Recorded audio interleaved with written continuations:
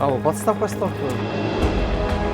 Жок, мынауну тосолбойт эле кемпирчи. Уксаңыз акимдин секретары бар. Мына акимдин секретарысыз. Сиз менен туура. Жок, акимдин секретарысызбы? 400-500 миллион сом кетет. Меле бизге 11 бала бакча керек. Мындай имараттычы. Бул айыл өкмөт болобу?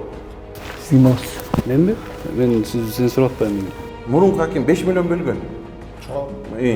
Бул жок болчу, анан бөлгөн жок деп баштап атат да. Бизде алмалуу кең булуңдарга ошол проектлерге кирген экен 5 миллион, 3 миллион жокчу. Өкмөт болобу? Сала албайбыз. Сала албайбыз. Эптеп эле бир одноразовый бирден менен салып кетебиз. Болду. Сизге мен кайрылган жокмун. Сиз менин убактымды албаңыз, эришимди албаңыз. Бейиштин төрү деп койсо болот да бул жергечи. Шуну карачы, ушундай жерге эми муну бирөө өзүнө сактап койду да.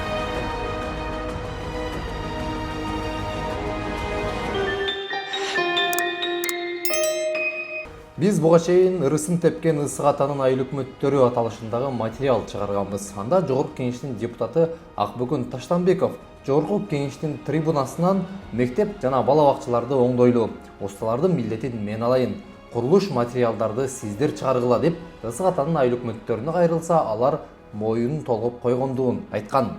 Мага уруксат берип койгулачы. 10 мектеп, 10 садикти быйыл мен өзүм эсебиммен рабочийлердин акчаларын төлөп берейин.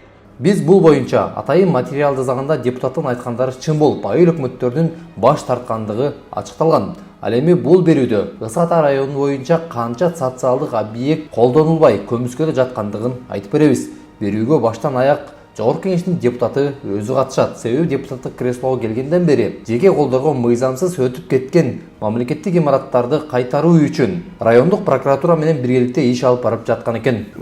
Бейиштин төрү деп койсо болот да бул жергечи. Шуну карачы, ушундай жерге эми муну бирөө өзүнө сактап койду да. Бул да бала бакча каттай албай, ушу 25-30 жылдан бери жүргөн эме да. Бул жакта кемпир жашаган дешет. Эми кемпир мындай Каяка кетти? жок, мынауну тосолбойт эле кемпирчи. Мынтип заборлорду тосуп. Анан бул кемпир жашайбы, ким жашайбы? Бул мамлекеттин башына совхоздук болчу. Демек мамлекеттики. Ошол бойдон эч ким катталбай жүрө берген. Бул ошондо алмалуунун садиги болчу анан мурда, Совхоз салган, Союздун малында салынган да bunun баары. Анан мунун ичинде азыр СССРди көрөсүңөр. Калып калган ушул жерде, Алмалда бир ушул жерде жашынып. Анан бул жерден да, бул айылдан деле бир делегат курултайдан президентке кайрылбады. Мугалим го дейм, бизге бала бакча салып бергиле деп. Биздин Ысык Ата районго ушу бала бакча жөнүндө айтайын дедим эле. Бизге 11 бала бакча керек. Сен билесиң го, сен атаң билчү эле го. Сен эле коюп тур. Ичинен жакшай койгон. Жок, тарт кеттик. Ал подставкасы да бар турабы?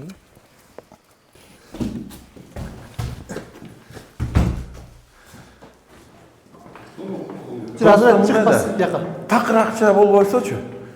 Мооларды эле оңдотуп эле, ушуну эле акташыбыз керек. Башка вариант жок.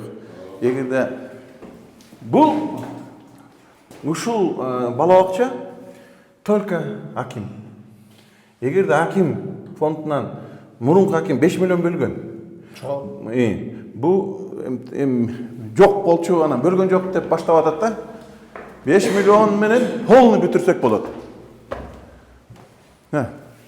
Айтпадым беле, Советский Союз токтоп калган деп. Мынакей. СССРдин энциклопедияларда калып калыптыр. Муну мусорго таштап салбагыла. Раритет бул. Бул жерде жашап жүргөн эжеге рахмат айтыш керек. Библиотекасында калып калган 90-жылдан бери. Мына. Ошол бойдон сакталды. Ошол бойдон турат. Мындай имараттычы. Бул айыл өкмөт болобу? Өкмөт болобу? Сала албайбыз. Сала албайбыз. Эптеп эле бир одноразовый бирден менен салып кетебиз. Болду. Чатырды жабышыбыз керек. Эң негизгиси. Чатырды эски шифер экен. Мынакей жаңы жабылган шифрлери баягы учуп кетти турабы? Шамалда. Ошондуктан мынауну ким эле сонун кылса болот, сонун кылып койсо болот. Мындай көп каражат кетпейт биякачы. Эң көп эле крыша, отопление, анан эми отопление болгондон кийин котельнаны алып койгон экен. Котельна бул имараттан өзүнчө туруш керек да. өзүнчө Ооба. бир ичиндеги болбойт да. Ошол котельняны койсок болду. Мындай бир айыл өкмөт эгерде автобустун эмес маселесин чечсек, маяктан бир 7-8 айылдан алып келип койсок болот да бергечи. керек болсо. Нет. Эмне үчүн дегенде балдарыбызга бүгүн бала бакча керек. Эмне үчүн дегенде ушу коллективден баягы бири-бирине көнүп ушу коллективде жүрүп үйрөнүш керек да бала. Карачы, мына пол, эми буга азыр полду деле краскалап эле койсок деле болот. Ооба, өзү менен өзү. Муну сонун Шол бойдон. бул жерге эмне керек? Кийин килемден эле төшөп койсоңуз болду. Баягы чылдап аткан ошол болуп атат да. Бардыгы эле бар. Анан кийин мен кызык болуп атам да. Мен эле көзүм көрүп, ана молодец. Азыркы келген прокурорубуз да сонун молодец жигит экен. Эчтекесин карабай бардыгын каттатып атат да. Мына четтен каттатып атат. Кыргызстанда мен деген Өмүркулов ушул жанында жашайт. Ушул жерде 2,5 жыл аким болгон адам ушул айылдан. А киши ушул жерде по-моему бир 5-10 жыл айыл өкмөттө болгон. Госрегистрдин замы 15 жылдан бери иштеп жүргөн. Ал да ушул айыл өкмөттөн. Анан кийин баары сокур, анан дүлөй дегенден алысмын. Мынакей ошол 4 делегат чыгып президентке кайрылды. Эми алар деген бар санап келсечи 400-500 миллион сом кетет. Эми мен кыскача эле айтып кетейин, айыл өкмөттөрүн Ысык Ата айыл өкмөтү, Алмалуу айылы, Кант шаары, Лагвиненко, Чоң Далы, Лагвиненко, Нова Покровка, Ивановка, станция Ивановкага, Нурманбет айылына, Бирдик айылына, Сынташ айылына, Милафан айылына, Нова Покровка, Люксембург айылдарына бизге бала бакча керек. Ошону аткарганга. Бирок эң эмеси. Мына Люксембургда 4 бала бакча чыкты, экөөнү сатып берген. Бу жерден 3 бала бакча. Ивановкада да бала бакча бар, катылып турат. Аны да көргөндөр. Ар бир айылда бир жерден мечит кылып салган, бир жерде дабырдеме кылып салган. Болбой бараткан жерде тиги брусчатка чыгарабыз. Айласы. Анан ошол жерде 3 пакистанец турса, биз ошо 3 пакистанецти чыгара албайбыз деген бул жөн эле сөз. Мамлекеттин менчигине кайра өткөн бала бакчаны оңдоп түзөөгө каражат керек. Аны айыл өкмөтү өзү көтөрө албашы турган иш. Ал эми буга чейинки Ысык Ата районунун акими Алмазбек Осмоновдун тушунда райондук өнүктүрүү фонду 5 миллион сом бөлгөн. Бирок жогорку кеңештин депутаты айткандай, азыркы аким бөлүнгөн эмес деп жатат. Мурунку аким 5 миллион бөлгөн. Бу жок болчу, анан бөлгөн жок деп баштап атат да. Бул суроолорго жооп алуу үчүн акимдин өзүнө бардык. Бирок ал биз барган күнү жумуш ордунда жок болуп чыкты. Аким жогоруда кайсыңызга Сизге болсун. Сизге болсун. Сизге болсун. Менби? Мен сизден сурап атпайм. Жо, сиз менден эмнеге сурап атасыз? Кимсиз? Аким, мен бул жердин кызматкерімін. Эмне болуп Аким иштейсиз? жок эле. Эмне болуп иштейсиз? Мен юрист болуп иштейм. Анын ордуна юристмин деген мырза келип бизди тосту. Акимдин секретары бар. Бар өзөктөр. Оксаңыз, акимдин секретары бар. Акимдин секретарысыз. Сиз эмне антып урушуп? Жок, акимдин секретарысыз го. Секретарыңыз юрист болгон. Юрист болсоңуз, юрист мен уктуруңуз мени.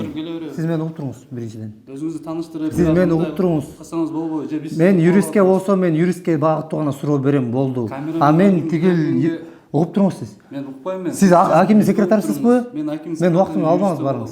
Ама юристке суроо жок менде. Проходной двор экен, аким камерасы менен көтөрүп. Балким сиз вообще блогерсиз, вообще бир журналист эмессиз, туурабы? Мен ошол боюнча. Анда жарандарга келсе болбойт. Камера менен эмне боло берет экен? Каякта бар экен, келбесе болбойт деген. Кайсы жерде бар? Сизге мен кайрылган жокмун, сиз менин убактымды албаңыз, эркимди албаңыз. Акимдин жумуш ордунда жок болгондугуна байланыштуу кийинки күндөрү кайра келүүгө туура келди. Акимге келдик. Жанагы сиз айтып атпайсызбы, өнүктүрүү фондунан бөлүнгөн акча каражаттар баардыгы тең бөлүнүп калыптыр. Эми түшсө эле ошол бөлүнгөн жактарга кетет. Ошо бизде да акча каражат жок калат депчи. Ошондо буга чейинки бөлүнгөндөргө акча каражаттары ошол боюнча бөлүнүп кетет да, эгер ал проекттер токтобойт да ошондо. Багы жок, ал жер пландалып калды да. Мисалы, биздин өнүктүрүү фондко берип атканда деле жергиликтүү бюджеттин өзүлүк салымдары бар да. Ошолор каралды. Ошондо да Алмалуу кең булуңдарга ошол проектлерге кирген экен, 5 миллион, 3 миллион болчу. Действительно мындай болуп калыптыр, бөлүнүп калыптыр. Анан мындай да өнүктүрүү фонддо деле ноябрдын 30-уна чейин конкурс жарыялайт. Кийинки жылга алып коет да. Кээ бир райондордо конкурс жарыяласаң адам көп катышпай калып, акча бөлүнбөй калган учурларда кийинки жыл бөлө берсең болот. А бизде Ысык Атада жакшы катышып туруп баардык акча бөлүнүп калыптыр. Бул учурда жогорку кеңештин депутаты айткандай, аким бөлүнгөн акчанын бөлүнгөн эмес дегени чын чыкты. Мурдагы аким Алмазбек Осмоновдун тушунда өнүктүрүү фонду бөлгөн 5 миллион сом азыр алмалууга бөлүнбөсө, кайда бөлүндү деген суроо бар. Сиздер көргөн берүү Ысык Атадагы катылган мамлекеттик имараттар боюнча биринчи бөлүк. Ал эми экинчи бөлүктү жакынкы арада ушул эле каналдан көрө аласыз. Андыктан каналга катталып, пикир калтырганды унутпаңыз.